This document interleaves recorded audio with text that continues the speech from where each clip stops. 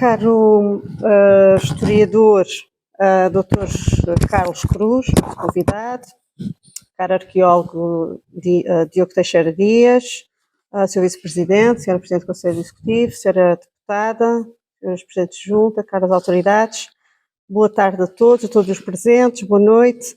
Começo por vos dar as boas-vindas a todos os presentes nesta sessão e dizer-vos que o momento que hoje presenciamos e que vos trouxe a esta sala, da apresentação da reconstrução ou recriação virtual do Forte São João Batista, começa quando este Executivo Municipal toma a iniciativa de classificar 2 imóveis como de interesse municipal. A Ilha Santa Maria, a Fábrica da Baleia do Castelo, no lugar da Maia, e o Forte São João Batista, na Praia Formosa. Um processo que se iniciou no último trimestre de 2022, por serem 2 imóveis que fazem parte da história da Ilha de Santa Maria, pelo seu interesse patrimonial, mas também por possuírem um valor afetivo inestimável para todos os marienses. A sua classificação representa, em nosso entender, um bom uso dos mecanismos legais ao nosso dispor, para implementar uma verdadeira política de salvaguarda do nosso património material e imaterial, que se afigura como absolutamente necessário, tendo a mesma classificação decorrido ao nível do regime jurídico de proteção e valorização do património cultural móvel e imóvel existente na região autónoma dos Açores. Em concreto, e no caso do Forte São João Batista, que hoje ganha aqui destaque nesta sessão, a sua classificação justifica-se pela sua relevância do ponto de vista histórico, cultural e social do Concelho de Vila do Porto. Esta fortificação é o único edifício militar soberante do sistema de defesa da Baía da Praia Formosa, para além de representar a memória histórica das fortificações da Ilha de Santa Maria e da organização militar e defensiva da população mariense, desde a altura do povoamento até aos finais do século XIX.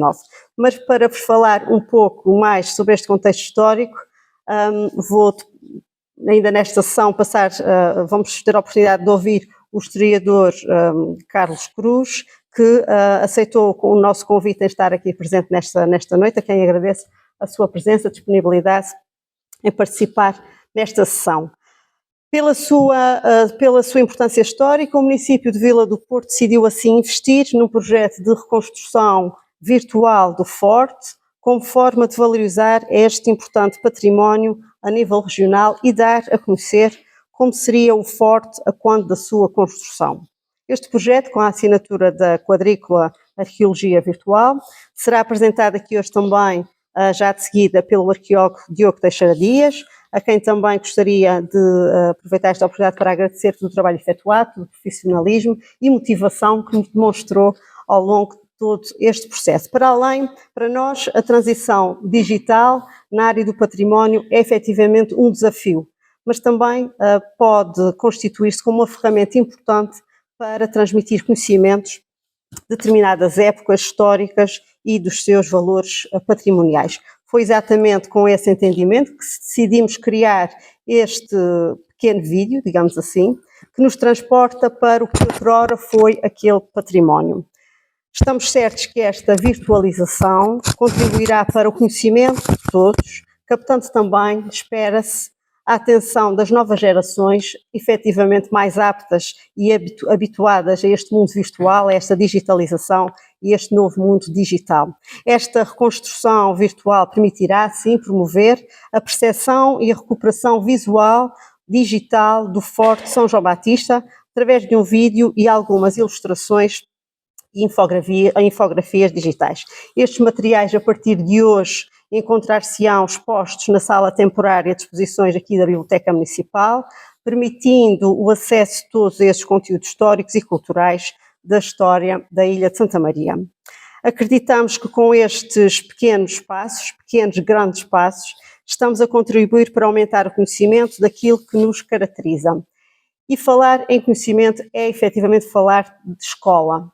Escola aqui muito bem representada pela sua Presidente. Escola com quem temos trabalhado em projetos comuns a vários níveis e com que queremos efetivamente continuar a trabalhar e a cooperar.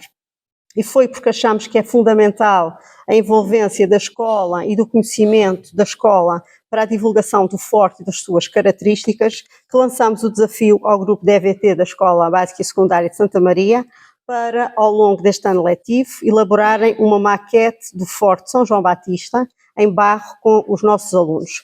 Podíamos ter efetivamente mandado fazer uma maquete numa qualquer empresa do continente ou de Espanha, mas quisemos envolver a comunidade escolar, porque consideramos que é importante essa envolvência para continuarmos e para aumentarmos a divulgação daquele património. Para além de trabalharem com os nossos recursos endógenos, com o barro, trabalham também sobre o património cultural e histórico, potenciando o seu conhecimento. Este repto que foi lançado ao grupo da EVT será também lançado ao grupo de História para que nas suas aulas também e ao longo deste projeto também possa dinamizar algum trabalho. E já estou a olhar ali, já estou a ver uma imensa recepção para este desafio. Portanto, assim, um agradecimento muito especial à escola, em nome da sua Presidente do Conselho Executivo, por aceitarem mais este desafio. Esperamos contar com estes materiais para depois os pormos aqui na biblioteca, juntamente com o vídeo e juntamente com as infografias existentes. Efetivamente, para valorizarmos o que é nosso, precisamos de o conhecer em primeira instância. Só assim podemos falar de uma verdadeira valorização e salvaguarda da nossa identidade enquanto comunidade. É neste sentido, lembro também aqui que no passado mês de outubro, mês passado, a Assembleia Regional, o Parlamento dos Açores aprovou por unanimidade a desafetação do domínio público marítimo das ruínas do Forte São João Batista e a sua integração no domínio privado da região autónoma dos Açores. Enquanto Presidente de Câmara, considero que esta é uma medida importante e que possibilitará devolver este espaço aos marienses. É preciso olhar para o património e dar-lhes uma fruição essencialmente social. E este sempre foi um edifício muito acarinhado, por exemplo, pelos surfistas ou pelos banhistas e pelos marienses em geral, para todos aqueles que gostam da praia e que se deslocam para naquele local. Neste sentido, urge intervir na proteção da zona envolvente, na orla costeira, e na proteção daquela ruína, esperando que o Governo Regional desenvolva todos os mecanismos que tenha ao seu dispor e ao seu alcance para poder fazer aquilo que se comprometeu para com os marienses a este nível. Nesta ocasião também reiterar aqui que me encontro e continuo a estar disponível para trabalhar em conjunto com o Governo naquilo que considerarem que seja necessário, sob o ponto de vista local, até ao limite das nossas competências, para uma melhor gestão pública deste património, que tem que ser de todos e para todos. Termino agradecendo a vossa presença, fazendo votos que usufruam deste novo instrumento virtual da melhor forma, que se constitui como um novo modo de valorizar o que temos, o que é nosso e dar a conhecer este imóvel à época da sua construção. Vou passar agora também a palavra ao arqueólogo Diogo Teixeira Dias, que nos dará e nos apresentará o projeto de reconstrução virtual que desenvolveu para o município de Vila do Porto e que a partir de agora se tornará público e que acessível a todos os marienses. Muito obrigada a todos.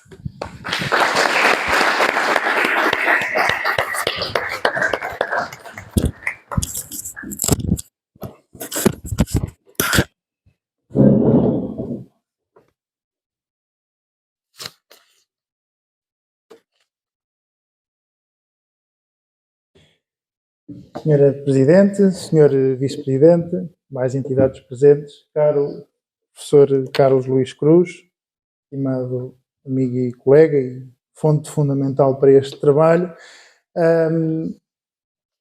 público presente, muito obrigado a todos por aqui estarem, é um gosto ver uma sala tão composta.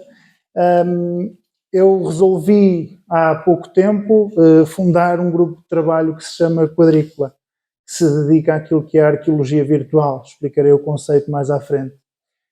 E o nosso primeiro cliente, nós somos apenas 3 pessoas, o nosso primeiro cliente foi o município de Vila do Porto.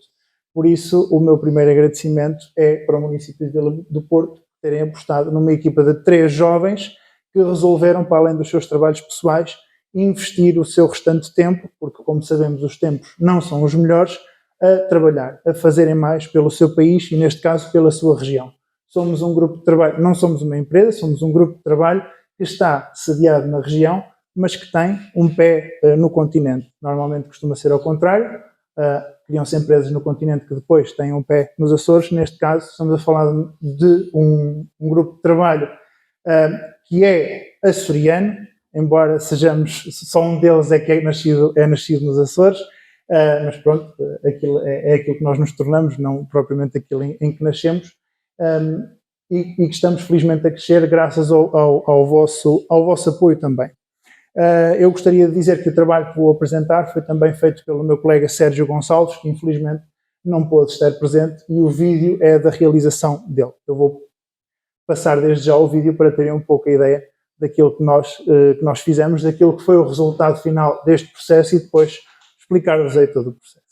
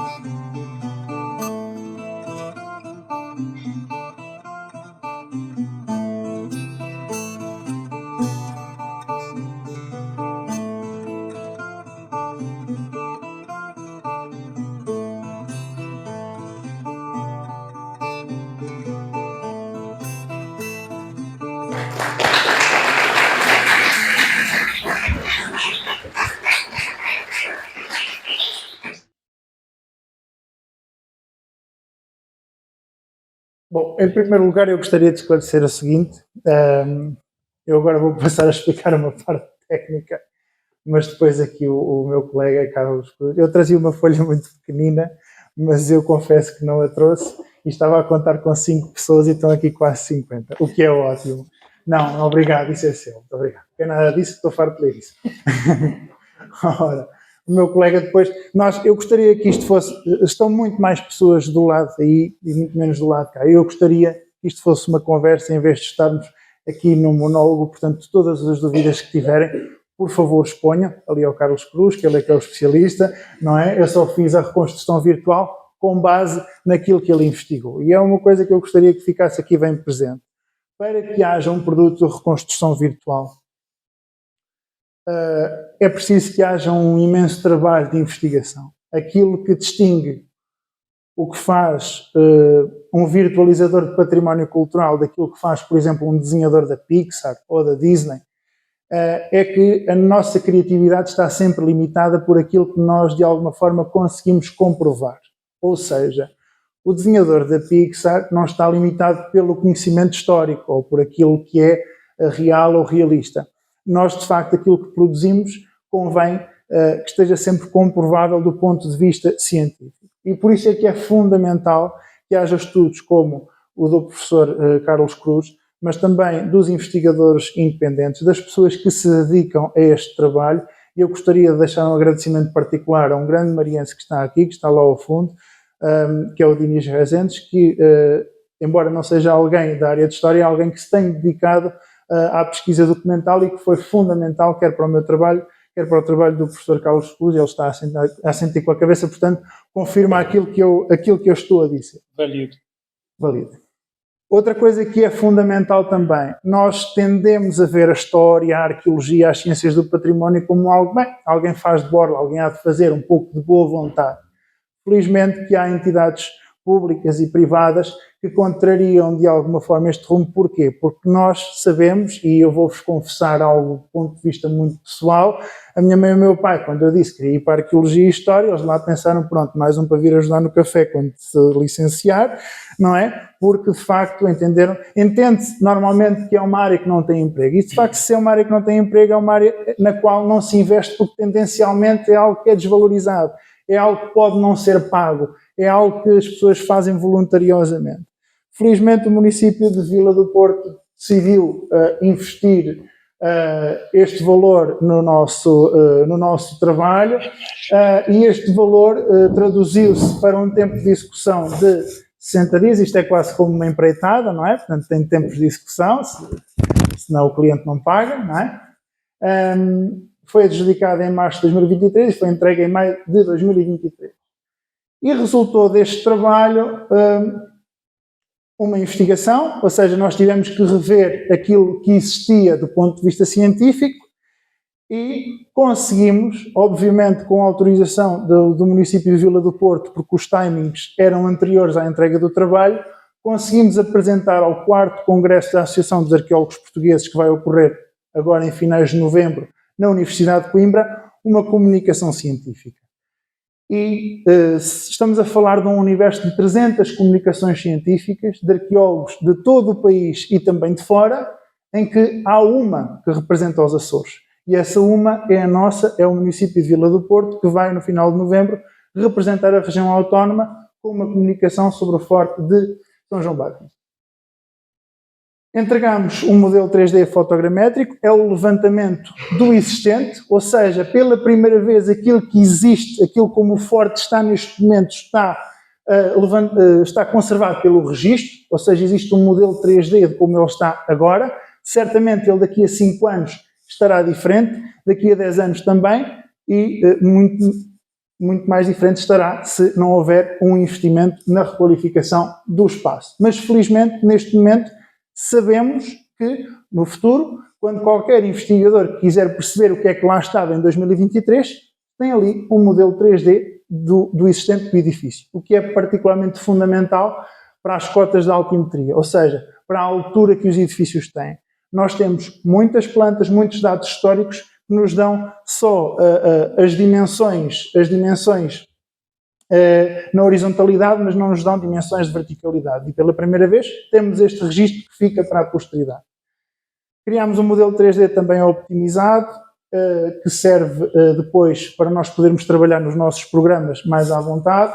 Um modelo 3D para impressão 3D, ou seja, se o município de Vila do Porto quiser neste momento pegar num modelo e fazer uma impressão 3D para ter uma maquete, para exposição, para investigação, mesmo para arquitetura, seja o que for, tem o modelo disponível.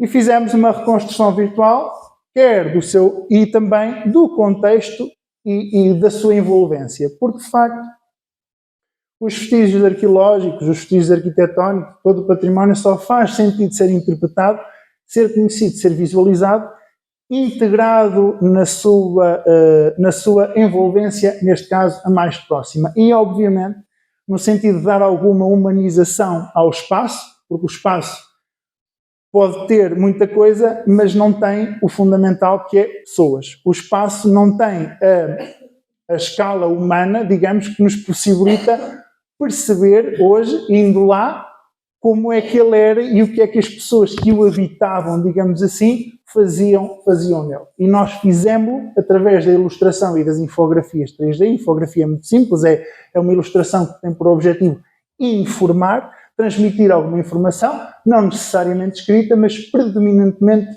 visual. Isso hoje é muito importante se virmos, como disse há pouco a Sra. Presidente, que vivemos num mundo muito tecnológico, onde a informação é altamente competitiva, os jovens têm uma série de redes sociais e nós temos que entrar, felizmente ou infelizmente, nesse jogo. Nós temos também, nós, profissionais do património, temos que entrar nesse mundo se queremos comunicar corretamente o património, porque senão os jovens não vão atrás dele. Depois lá irão às bibliotecas, aos arquivos, etc., se ficarem curiosos. Mas para lhes despertarmos aquela faíscazinha sobre a sua cultura, sobre a sua história, sobre o que os rodeia, nós temos que ir atrás deles. E foi isto que nós fizemos em parte com este trabalho. E obviamente fizemos a produção visual que viram há pouco. Não sei se tem alguma questão até aqui. Como eu disse, o nosso trabalho rege-se por um conjunto de princípios, ou seja, não é agarrar e pôr um telhado vermelho ao forte, não é agarrar e rasgar canhoneiras no modelo 3D, temos que perceber porquê. E, de facto, nós regemos, norteamos o nosso trabalho pelos princípios de Sevilha da arqueologia virtual, foram aprovados em 2017, ou seja, antes da aprovação destes princípios não havia nada que regesse este campo, esta aproximação da tecnologia à arqueologia e, por conseguinte, aos jovens. Eu gostaria primeiro de explicar muito brevemente o que é a arqueologia e em que é que ela se distingue da história. É muito simples, é que a história baseia-se, ambas estudam o passado humano, ou seja, a arqueologia não estuda dinossauros, atenção. Ambos estudam o passado humano. Enquanto que a história se baseia predominantemente em documentos escritos, a arqueologia baseia-se em documentos materiais, nos vestígios que as pessoas do nosso passado deixam. Todos nós hoje utilizamos objetos diariamente e no passado também quem veio antes de nós os utilizaria. E a arqueologia virtual é a área científica que tem por objetivo a investigação e desenvolvimento de formas de recorrer à visualização assistida por computador para uma gestão integrada do património arqueológico. Na prática, o que é que isto é? Princípio fundamental, a interdisciplinaridade. Ou seja, a arqueologia virtual vai beber a arqueologia, que por si também vai beber a história, a arquivística, a biblioteconomia, a história da arte, a arquitetura. Ou seja, é nesta solução de complemento, e nisto a ciência tem que ser um pouco humilde e não pensar isto é a minha quinta, isso é a tua quinta, eu não ponho o meu sacho na tua quinta, nem tu pões na minha, mas é nesta solução de complemento que nós chegamos a um produto final. O propósito, nós temos que ter um objetivo bem definido desde o início. Porquê? Porque o tempo e os recursos são limitados, como sabem, todos saberão aqui, simplesmente até quem faz, desde quem faz gestão doméstica até quem faz gestão de instituições públicas, sabe que convém que se determinem os objetivos inicialmente para se adequar os recursos. E o nosso objetivo, o nosso propósito fundamental foi, desde logo, nós vamos trabalhar para redes, para duas coisas. Redes sociais e escolas. E está aqui o produto disso. A complementaridade entronca na interdisciplinaridade, significa que as ciências se juntam uma à outra. A autenticidade e o rigor histórico foi aquilo que eu expliquei há pouco, que é, eu não posso pôr um dragão no meio do Forte de São João Batista. Depois alguém vai pedir um leão e, por exemplo, a Sra. Presidente pediria certamente um leão, ou então uma águia. Portanto, seja lá aquilo que for. Não poderíamos colocar, porquê? Porque nós estaríamos a ser autênticos nem com rigor histórico. Ao passo que um desenhador da Pixar já o pode fazer, não é?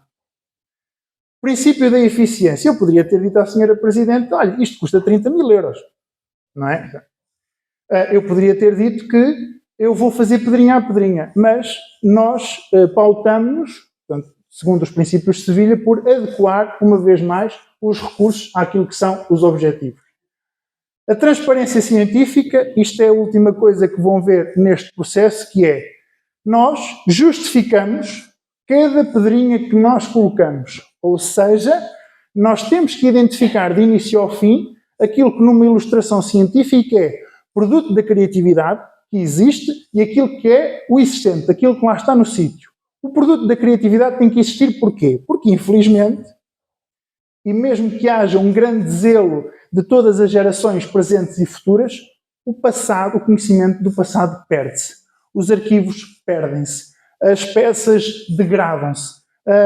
Portanto, o que acontece é que nós temos que usar, mas as pessoas pedem sempre um produto visual. Ninguém gosta de ver um puzzle na parede onde lhe faltam 3 ou 4 peças, não é? Portanto, as pessoas requerem e merecem um produto final. Como é que nós o compomos? Com alguma criatividade. Ou seja, vão perguntar, mas aquilo que não sabe inventa? Em parte é, mas sempre regido pelos princípios do rigor histórico. Se eu não tenho igual, vou buscar termos comparativos para complementar. Mas convém que eu diga sempre ao próximo cientista que vier qual é que foi o processo, que fontes é que eu usei e qual é o rigor daquilo que eu lhe estou a apresentar, para que ele faça o quê? Para que ele continue a investigação. Aquilo que eu vos mostrei aqui, aquilo que nós vos mostramos aqui e vamos continuar a mostrar, não é um produto final. Daqui a 10 anos pode vir um arqueólogo, um estudiorador de arte, um arquiteto que diz, olha, isso não é nada assim, isso é o contrário, isso tinha 3 janelas em vez de 5. Isso é ótimo para nós, porque significa que nós contribuímos, a nossa iniciativa contribuiu para o progresso do conhecimento. Hoje em dia ninguém contesta, hoje em dia sabemos que a teoria de Darwin está completamente ultrapassada, mas ninguém a contesta. Porquê? Justamente porque a teoria evoluiu e, obviamente, não se contesta aquilo que veio antes, porque serviu para o crescimento do conhecimento. E vai entroncar no último e um dos mais importantes princípios de Sevilha, que é o da aprendizagem e o da revisão. Nós reconstruímos também para aprender. Não fazem ideia a quantidade, se eu tive algumas certezas ao longo da reconstrução virtual, não fazem ideia de quantas dúvidas eu tive para chegar a cada certeza. Este processo de reconstrução, de ver visualmente, passa a redundância, as coisas, permite-nos crescer e reaprender e apresentar novas soluções. E, obviamente, a revisão. Quem me dera a mim que daqui a 2 anos venha um artigo, venha uma nova reconstrução virtual a acrescentar, a complementar ou até a refutar aquilo que nós fizemos. Estes foram, digamos, os nossos grandes objetivos. Nós tivemos que rever aquilo que já existia publicado sobre o Forte de São João Batista e já havia muita coisa. Agora, uma coisa é aquilo que existe publicado, aquilo que existe em termos documentais. Outra coisa é aquilo que as pessoas conhecem. E neste momento é aquilo que nós nos estamos a dedicar, a transpor para vós, a transpor para o público em geral, aquilo que é todo este conhecimento adquirido. Obviamente que fomos um pouco mais além, chegámos a algumas interpretações e já vos vou mostrar quais são. Preservámos pelo registro, como disse há pouco, reconstruímos o inexistente, recriámos o contexto e finalmente estamos a publicar, ou vamos publicar no final do mês de novembro, cientificamente, e hoje estamos aqui a comunicar os resultados obtidos. O Carlos vai me ajudar aqui nesta fase, em que nós vamos, obviamente, falar do contexto. Eu normalmente tenho uma grande dificuldade em preparar quando faço comunicação de ciência, e sou muito recente nessa área, porque até agora vocês estão todos a pensar, mas qual é a utilidade disto? É que isto é útil. Ou então, isto é útil, de alguma forma. É útil hoje estudarmos história militar em todos os pontos do país, e basta-me ligar as notícias, basta-me abrir as folhas de jornal, que penso, de facto, não preciso de hoje ter muita criatividade para explicar qual é a utilidade de nós revisitarmos o passado, sobretudo o passado da defesa, o passado da história militar. Nós diariamente, hoje estamos numa situação permanente e isso, digamos, de alguma forma nos dá a resposta a isto. Qual é a utilidade deste tipo de trabalho? Não vai, obviamente, parar a guerra no Médio Oriente, mas certamente nos permitirá conhecer a forma como, no passado, nós respondemos ao conflito, nós respondemos à ameaça. O trabalho que está a ser apresentado, como o Diogo já disse, foi um trabalho interdisciplinar, ou seja, foi um trabalho que envolveu diversas pessoas, diversos conhecimentos, diversos campos que aqui se somam e aqui se materializam. As pessoas às vezes não têm noção de que Santa Maria foi pioneira em muitas maneiras numa coisa que hoje no mercado vem a público chamada turismo militar. Eu acompanho, portanto, o mercado há muitos anos, como todos sabem. Só esse ano aqui nos Açores eu apresentei 2 comunicações envolvendo turismo militar, uma proposta, por exemplo, para Vila do Corvo, onde ninguém conhece uma fortificação, mas os arqueólogos encontraram um pano murário que pode ser uma das fortificações que são citadas nas fontes que terá existido no local. Obviamente que isso carece de maior investigação, isso carece de maior pesquisa. A Câmara Municipal do Corvo está a par disso e devem haver desenvolvimentos nas próximas campanhas arqueológicas que estão a ser desenvolvidas lá. Tive a oportunidade de apresentar essa comunicação num congresso em Angra. Há uma semana, 10 dias, tivemos o congresso da Bienal, tivemos a Bienal Ibérica do Patrimônio, na qual foi-nos solicitado que falássemos sobre as possibilidades do turismo militar para dinamizar a economia regional, e o assunto não se fica só pelo turismo. O Congresso de Alimentação que teve em Angra do Heroísmo no ano passado, foi-me solicitado uma comunicação sobre a alimentação na Guerra do Castelo, em 1642, 1643, um assunto que eu olhei e absolutamente desvalorizei. Num cerco de um castelo come-se ratos, come-se baratas, come-se pombos, come-se a relva, porque a fome é negra e pronto, as pessoas têm que sobreviver, e compulsando as fontes começa a me aparecer um cenário completamente diferente do que eu estimei à partida, quando foi feito o convite, e foi feita uma comunicação que eu, modéstia à parte, não é porque foi minha, achei que ficou muito boa, porque o assunto foi coberto em várias vertentes e percebemos que, diferentemente do que é afirmado historiograficamente em termos de geografia nos Açores, os soldados espanhóis não se rendem porque ficaram doentes pela água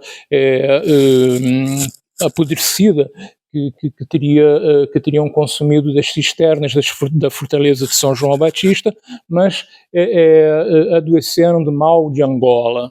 Mal de Angola? O que é isso? E aí a gente vai continuar a pesquisa, a gente vai aprofundando a pesquisa, e o mal de Angola nada mais, nada menos é do que o que nós ensinamos para os miúdos do 8º ano na escola. Estão aqui as colegas que não me deixam mentir, é escorbuto. Obviamente que na falta de alimento, na falta de alimento fresco, os espanhóis adoeceram de escorbuto, porque cercados não conseguiam se abastecer nas cidades de Angra, onde os defensores tinham tudo à sua disposição. Tudo isso para que lembrar que, em termos de turismo militar, Santa Maria já tinha falado nisso quando não se falava em turismo militar nem no continente, nem no mundo. Nós temos aqui, nas instalações da biblioteca, está ali a minha Lisete, que também não vai me deixar mentir, o roteiro que foi feito do circuito militar da ilha de Santa Maria já há alguns anos. Foi publicado em português, foi publicado em inglês, está depositado aqui nesta instituição e foi distribuído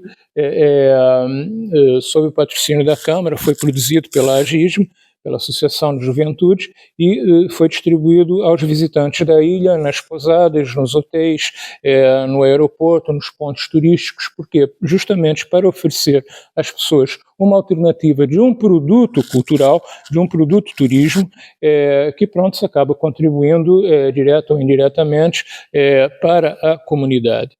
A questão do Forte São João Batista, ela tem um começo em 2011, quando eu estou a conversar com pessoas o que é que nós podemos fazer para que isso saia do domínio marítimo e passe para a região.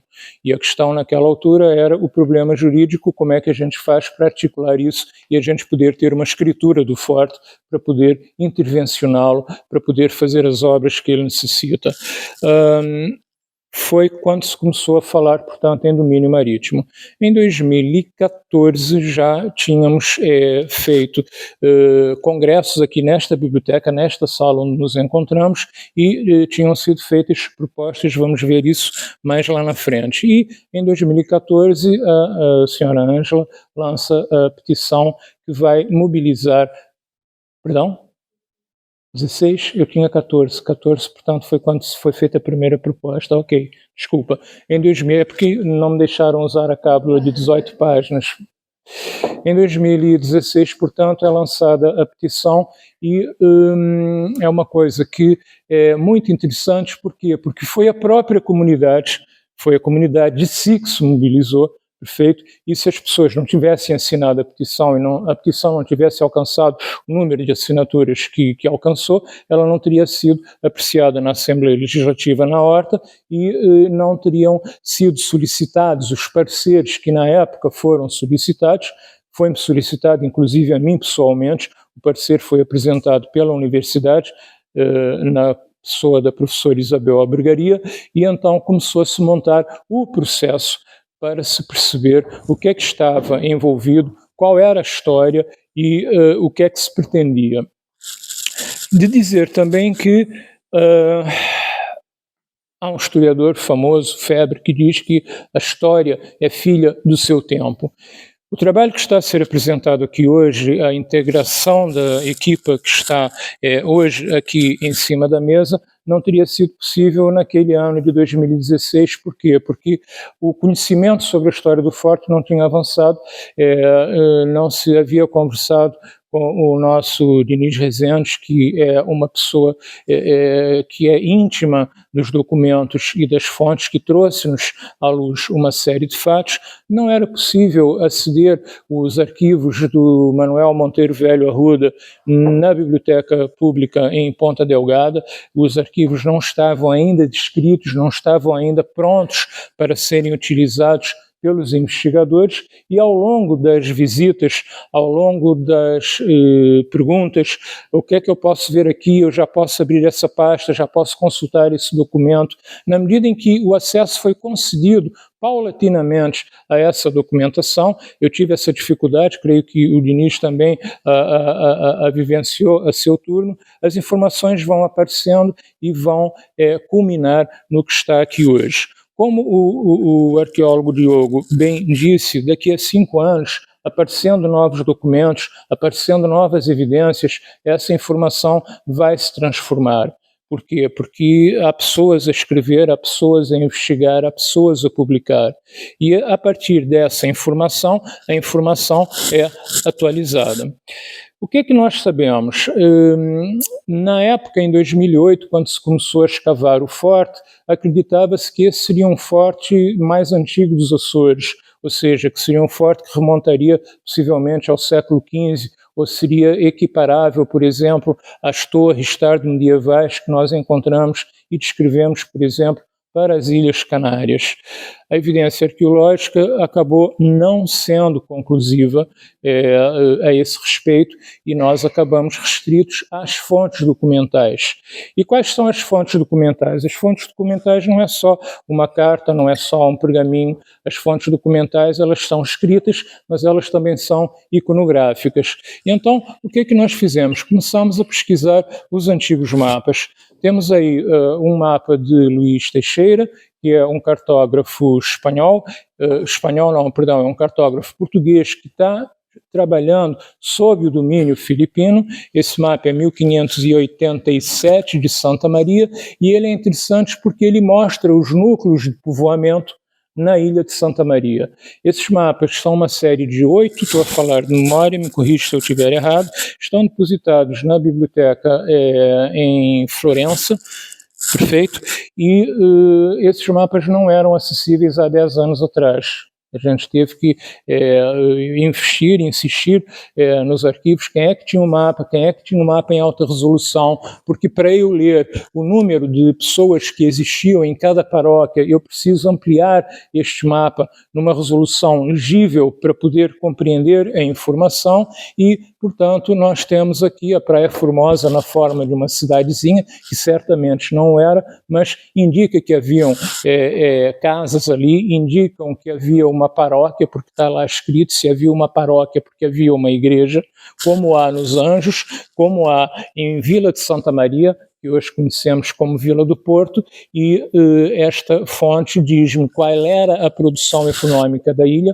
porque o cartógrafo estava interessado em transmitir ao seu soberano porque é que a ilha era importante, qual era a rentabilidade que ela dava, para que o rei fizesse as suas estimativas e as suas, vou usar a palavra contas certas, mas ninguém vai me agredir, tá bem? Ok? Para ter as suas contas certas.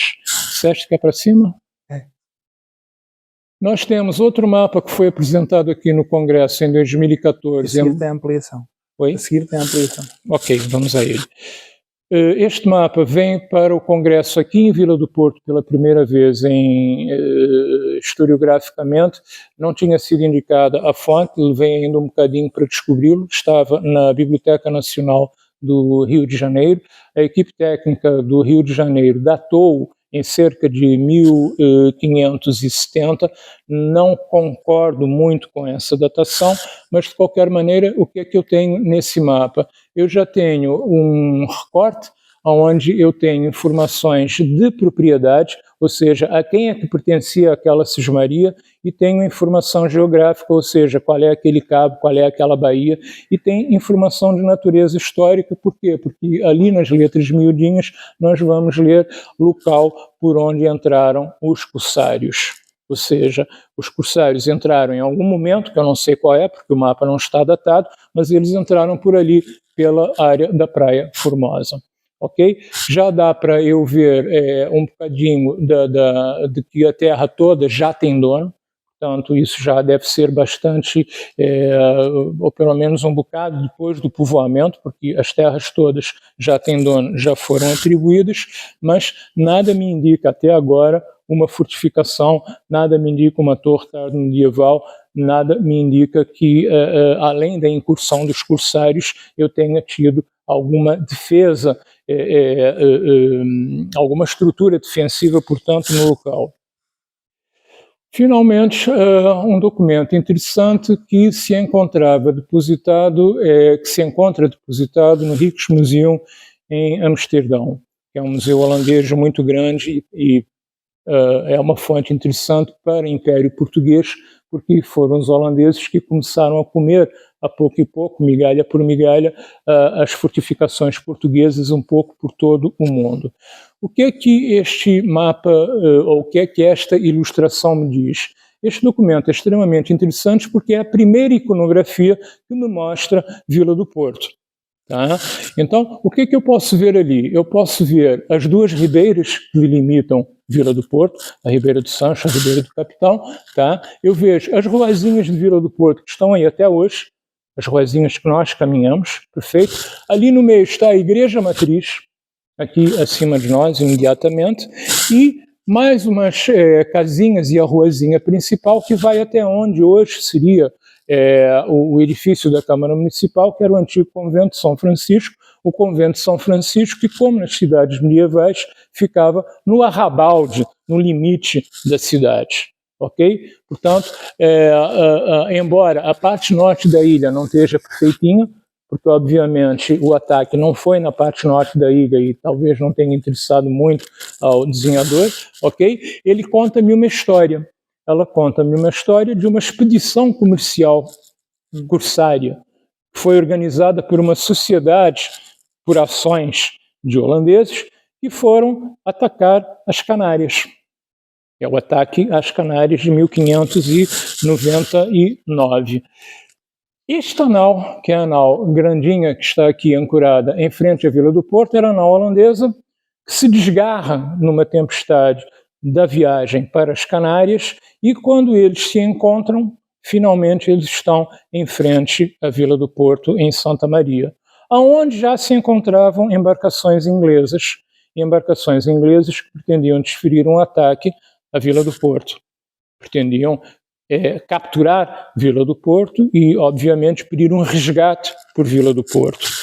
O que os dois comandantes fazem, o inglês e o neerlandês, segundo a tradução do texto?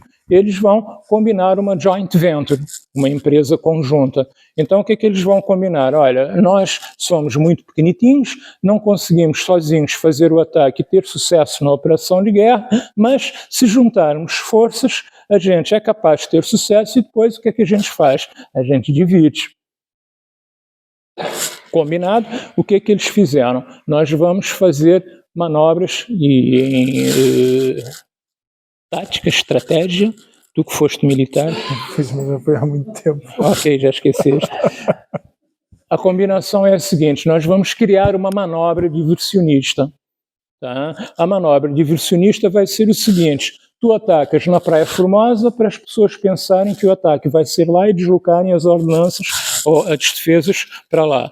E o outro naviozinho com 2 ou 3 rapazes fortes, bem dispostos e decididos, vão ali para a Ponta da Forca, perfeito, fazer uma outra manobra diversionista e enquanto os habitantes de Vila do Porto estão distraídos, nós invadimos e conquistamos a vilazinha.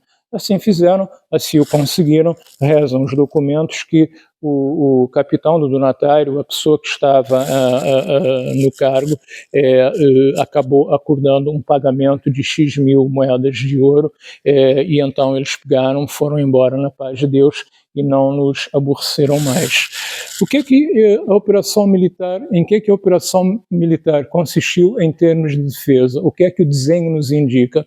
O desenho indica-nos o que nós vemos, por exemplo, em ataques semelhantes de corsários e de piratas a Cabo Verde ou outras ilhas ali na costa africana. Foram feitas defesas de faxina e terra, ou seja, nós amarramos ramos de árvores, enchemos com terra para fazerem parapeitos para conter as balas e nos escondemos atrás desses parapeitos para disparar e repostar o fogo inimigo. Na Praia Formosa temos ali uma estrutura que parece uma muralha, mas ainda não temos nenhuma torre, ainda não temos nenhuma fortaleza, ainda não temos nada. Onde está o forte hoje de São Brás? Já vemos alguma artilharia, possivelmente os pedreiros, que a obra de Gaspar Frutuoso refere dos ataques de piratas, mas uma coisa muito incipiente, uma coisa ainda que não é, eu vou usar a palavra, mas não quero que pensem que é depreciativa, não é uma coisa muito profissional. Não existe ainda um exército, não existe ainda uma força militar organizada, são as pessoas que estão organizadas nas tropas de ordenança, no que seriam milícias, não é a palavra correta, mas é o que é. Muito bem, o que é que nós temos? Nós temos aqui o forte hoje, perfeito, no fundo de uma ribeira, portanto, hoje, portanto, das pesquisas nós sabemos que haveria um outro forte na margem oposta da ribeira, que seria o Forte São João Batista, do qual hoje não existem vestígios, e existiram... São João Batista existem. Do São João Evangelista, eu peço desculpas, é às 5 da manhã, o voo foi muito difícil para mim, a gente comete erros. Deste forte, do constável que aqui habitava, dependeram as forças militares que defenderam a Praia Formosa. Tinham pelo menos mais 2 fortes, tínhamos o forte da Prainha, e a defesa assim ficava composta. Por quê? Porque esse areal é um areal muito bom para varar navios, ou seja, o navio precisava ancorar, precisava fazer aguada, precisava se abastecer de víveres, portanto os botes podiam chegar na areia e varados, portanto podiam ser carregados e os bens transportados. Em termos do que, portanto, O Carlos explicou o contexto, mais genérico naturalmente. Agora, aqui nós temos o contexto mais específico dos dados que nós tínhamos sobre a fortificação. Para além daquilo que existe, obviamente, nós temos um conjunto de plantas. As plantas são muito tardias, ou seja, na maioria delas são praticamente todas do século XIX, Sim. praticamente, e cada uma delas dá a sua sentença. Aliás, repararem nesta, esta é muito interessante, porquê? Porque aqueles dois terrenos, dá-nos uma indicação importante de contexto, ou seja, da envolvência. Aqueles dois terrenos ali em cima, que ainda existem, mas portanto, já têm obviamente um destino diferente, são pastos. E inclusive integram os nomes dos seus proprietários, o que é importante para quem estuda a própria genealogia. Agora, se repararem, a próxima... desculpa, eu pus isto aqui, não devia ter sido, mas isto foi também um dos dados que nós utilizámos, que foi uma reconstrução volumétrica, que se fez para um projeto de 2014, pela arquiteta da Câmara na altura, que era a arquiteta Raquel Couto de Sousa, que também foi fundamental para o nosso trabalho, percebermos qual era a interpretação dela no trabalho, mas reparem a diferença, por exemplo, desta planimetria para esta, não é? Portanto, do ponto de vista depois da projeção da volumetria 3D, criou-nos algumas dificuldades. Até porque nesta aparece um conjunto de canhoneiras e esta aparece outro completamente diferente. Canhoneiras é aquilo que equivale no período medieval às ameias, portanto aos rasgos onde servia para colocar as bocas de fogo, canhões, peças, portanto a nomenclatura que entender. Ora, em nenhuma delas nos aparece a tal defenestração, aquelas duas janelas muito bonitas que aparecem numa pintura, inclusive em algumas fotografias. Porquê? Nós chegámos à conclusão prévia de que aquilo seria posterior, certamente ao século XIX, mas depois ouvimos alguém dizer, e acabamos por confirmar, que aquilo foi construído já no século XX. Até porque aquilo tudo que parece pedrinha não são blocos de argamassa.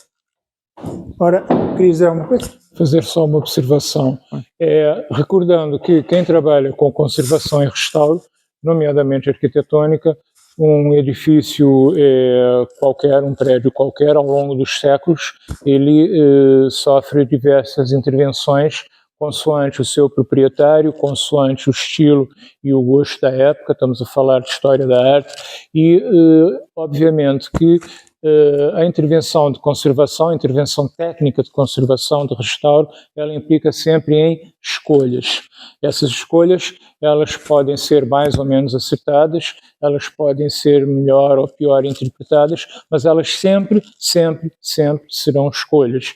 Qualquer decisão que eu tome, eu vou descartar as outras opções. Depois, obviamente, isto foi para verificar qual seria a própria estrutura da fortificação no seu pleno de uso, ou seja, não seria a fortificação no seu início, mas sim no seu auge de uso. E, obviamente, que tivemos que fazer o levantamento de todos aqueles pontinhos que vêm, foram fotografias tiradas. Temos aqui cerca de 1 milhar de fotografias e isto é uma nuvem de pontos, portanto, que nós alinhamos e conseguimos, digamos, a volumetria de todo o espaço. É claro que toda esta estrutura aqui em baixo que vem já é contemporânea, portanto já não é, digamos, a original, mas isto foi fundamental porquê? Porque um 3D implica sempre uma largura, uma altura e uma profundidade. Nós não tínhamos os valores da altura, porque reparem, estas plantas não nos dizem quais são as alturas destas paredes. Felizmente ainda temos alguma coisa que nos possibilita saber a altura das canhoneiras e também do próprio edifício turriforme, da tal torre. E criarmos, digamos, um modelo 3D. Depois em termos de processo, aquilo que fazemos é esboçar hipóteses, mostrar aos especialistas Eles dizem-nos sim com molho, ou com mais arroz, ou batata frita, ou então sou alérgico a glúten, não é? Portanto, discutimos, ou seja, isto é um processo que é dinâmico, vamos discutindo as hipóteses. Aqui não há grande flexibilidade para discutir com o cliente a parte técnica, porque se a senhora Presidente me dissesse, eu quero ali 3 janelas, eu tinha que dizer à senhora Presidente, não posso, porque do ponto de vista, e ela certamente compreenderia. Uma das coisas que nós retirámos logo de início, porque não tínhamos qualquer indicador, e os próprios especialistas nos diziam, foi a ponte sobre Sobre a Ribeira. Sobre a Ribeira da Praia. Isto foi um dos primeiros esboços. A bandeira, obviamente, serve logo para datar, sem lhe pôr uma data, uma bandeira de finais da segunda metade do século XVIII. Há uma mísula, portanto, que é uma pedra que sai da parede lá ao fundo, que está ao lado de uma janela, portanto, nós interpretamos como podendo ser um suporte de mastro de bandeira, embora não esteja lá todo. É, obviamente, discutível e nós deixamos isto claro desde o início, mas não é impossível. Colocámos-lhe também uma cozinha, porque temos a indicação documental, embora não tenhamos arqueológica, de que existia uma cozinha. Nós colocámos lá ali, depois posso explicar porquê. E, obviamente, fomos fazendo uns ensaios com escalas. Porquê? Porque eu tenho 1,89 m, na altura era um gigante. Na altura as pessoas mediam que 1,50 m, 1,60 m, portanto, obviamente, que todas aquelas portinhas que lá estão hoje eram para anões, na época eram para pessoal robusto que combatia na fortificação. E, obviamente, que integramos, portanto, fizemos esse processo de integração da escala humana, fomos um pouco mais além, e a Câmara não se importou nada, obviamente, na reconstrução do contexto. A questão da torre, dos telhados, os telhados ainda têm alguns vestígios de telha ainda integrados no revestimento das paredes. E, obviamente, que nós temos que explicar o que é que aqui se fazia e integramos algumas atividades, nomeadamente o posicionamento das bocas de fogo, o carregamento de uma delas e ali uma vistoria camarária. À época não havia senhoras presidentes, não é? Os cargos das variações eram vedados, como a maior parte dos cargos de importância da época, para os senhores, não para as senhoras, obviamente. Mas há aqui algo interessante que é, digamos, sintomático da presença feminina numa fortificação, e que eu já vou explicar. Reparem aquela janela aberta, também foi uma hipótese que descartamos. Existem, por exemplo, em Itália, e aqui também, algumas mísulas, portanto, umas pedrinhas que saem ao lado das janelas, que às vezes se usa para pôr vasos, portanto, muito típico. Aqui não seria. Em Itália usa-se para colocar uma vara para estender roupa, mas nós, como chegámos à conclusão que o telhado tinha aquela dimensão, portanto descartámos automaticamente essa possibilidade, mas também poderia ser eventualmente uma vara para segurar as portadas. Estamos a falar de uma janela que está virada a sul. Nós descartámos todas estas hipóteses porque pegámos em parte daquilo que o arqueólogo Elvio Sousa levantou, em algumas hipóteses que ele levantou seu relatório. No seu relatório, e já vamos ver qual é a hipótese mais à frente. Nós temos documentado que os pastos seriam para gado ovino e caprino, que a certa altura é proibido pela Câmara, porque parece que as cavrinhas e as ovelhinhas saltavam para as paredes do forte e derrubavam aquilo tudo. Isto está escrito. A Câmara proíbe a existência de gado... São as posturas municipais. Gado caprino, até porque a Câmara tem este histórico de ser a responsável pela manutenção destas fortificações, nomeadamente a aquisição das próprias bocas, dos canhões, da pólvora. Portanto, como sabem, nos Açores não há fundições, isto são peças muito grandes de ferro e de bronze, e a Câmara muitas vezes dependia da aquisição aos navios que passavam para guarnecer estas fortificações. A pólvora a mesma coisa, a bala o mesmo. Vão ver aí muitos baldes de água, dizer-vos que é fundamental percebermos que o posicionamento deste forte junto a uma ribeira é imprescindível para o tiro à época. Porquê? Porque este tipo de artilharia implica que, a seguir, que são de carregar pela boca, assim, como temos aqui. Esta peça é de bronze, coloca-se a pólvora, pronto, há um tiro, correto?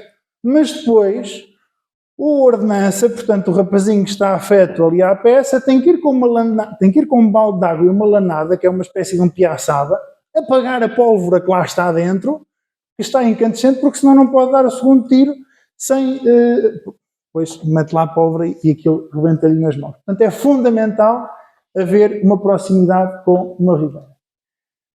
Os resultados, quais foram? Foram este esquema. Nós entendemos que aquela zona que também está identificada era de alojamento, e reparem como é que está a janela. A janela tem uma gelósia ou mocharabe, como queiram chamar, que é muito típico de contextos femininos, muito típico de contextos conventuais. Não vou dizer que isto era um convento, certamente não era. A questão é dar-nos aqui um sintoma de residência familiar. Nós sabemos que o condestável, que era o responsável, digamos, pelo aprovisionamento e em parte pelo comando da fortificação, vivia aqui. Se vivia aqui, socialmente teria que viver com a mulher e com os filhos, se eventualmente os tivesse. A gelósia existe, portanto é uma janela que existe aqui em Santa Maria no recolhimento de... Santa Maria Madalena. Eu ia dizer Santa Bárbara, não sei porquê. No recolhimento de Santa Maria Madalena, é um dispositivo que possibilita a quem está dentro ver o que é que se passa cá fora, mas quem está de fora não vê o que está dentro. E certamente seria um dispositivo para possibilitar a entrada de luz, mas também a privacidade do recato do lar. Exatamente. Interpretámos também aquele edifício adjacente como sendo um paiolim, portanto um local onde se guardaria a pólvora. É um edifício... Porquê? Porque é o único edifício que está deslocalizado dos outros. É que, reparem, um acidente num paiolim só acontece uma vez de cada vez, não é? Portanto, por isso é que convém que esteja relativamente distanciado dos outros. O senhor ali está a tirar a pólvora pela janela por uma questão de segurança. Fazia-se isso nos paiolins, nos paióis, justamente porque se tivesse as botas ferradas, portanto com pregos,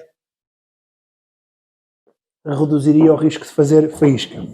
Os paiolins normalmente tinham um sobrado de madeira e o ordenança que trabalhava dentro do paiolim não tinha as botas ferradas, justamente para impedir todo um conjunto de curiosidades que depois servem para se explicar a própria vivência a quem queira conhecer.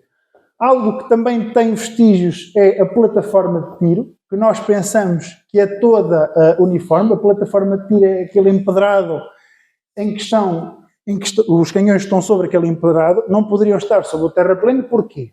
É que os Açores têm um gravíssimo problema, se querem que vos diga. Chove todos os dias. E chovendo todos os dias, isso implica que haja um enlameamento do terrapleno.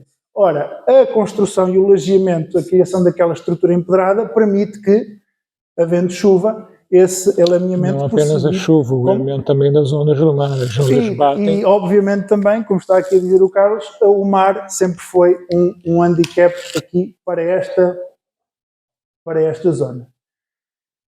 Portanto, esta foi uma das outras infografias. Ali teria um edifício de arrumação das bocas de fogo, ou seja, não é como nós vemos nos filmes que elas ficam todas no sítio.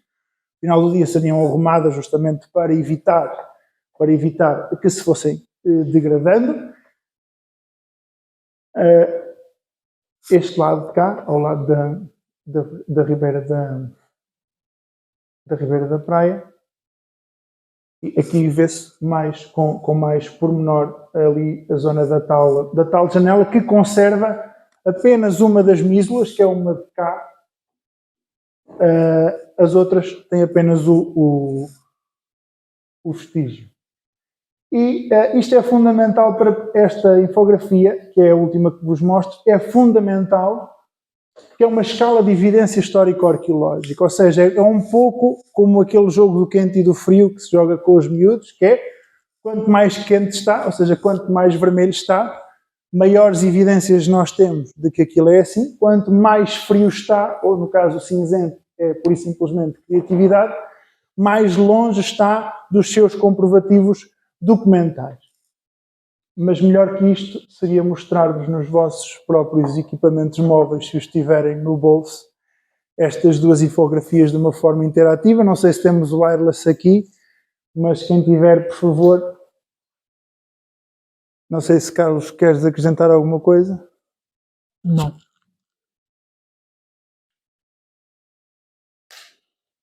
E se tiverem alguma dúvida, alguma questão, pode. Ricardo. Tu disseste que ter um estudo ali ao pé da Ribeira era de um tiro, não é? Como? Só para eles conseguirem limpar a pólvora clara da Ribeira. É uma das possibilidades. Não era limpar a pólvora. Era apagar a pólvora incandescente. Como? Podem. A água do mar na estrutura de ferro a médio e longo prazo ia causar uma oxidação que talvez não fosse interessante para a conservação das peças.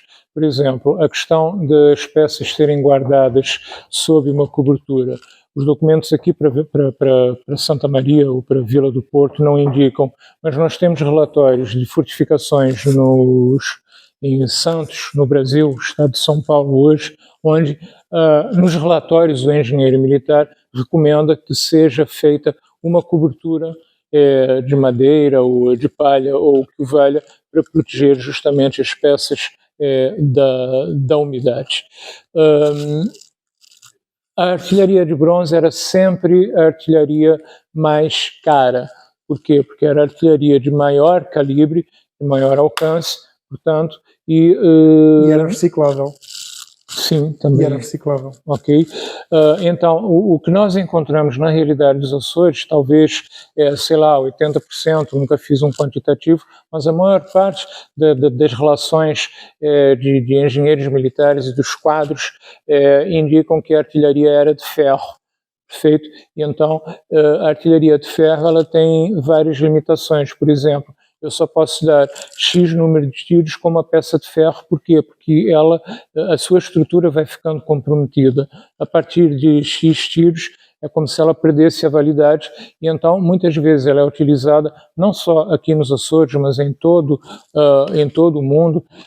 Eu tenho levantamentos de fortificações ao redor do mundo todo, onde muitas vezes essas peças elas têm um efeito mais dissuasor, ou seja, mais de impor respeito do que um efeito prático no dia a dia. É como nas casas, às vezes as pessoas põem câmera na fachada e o ladrão pensa, isso aqui está vigiado por câmera, então vou na casa seguinte porque essa daqui está vigiada. Só que ele não sabe que aquilo não está ligado a lugar nenhum, ou que aquele circuito está inativo. Então, a água do mar nas peças não era muito... era corrosivo.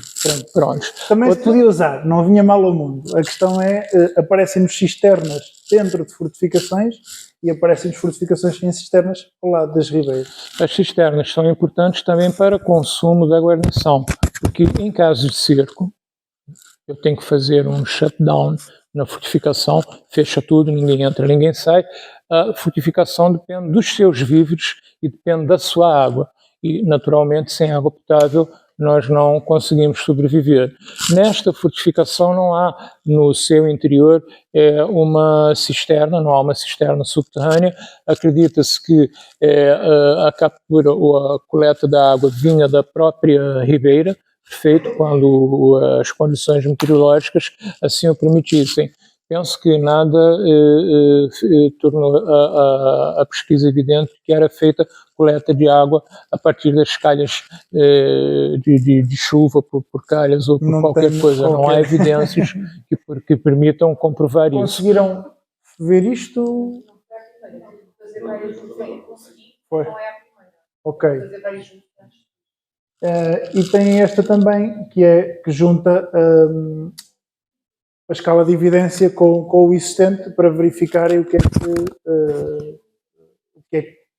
que está por trás de cada uma das partes da reconstrução. Mas respondi à sua pergunta. Boa.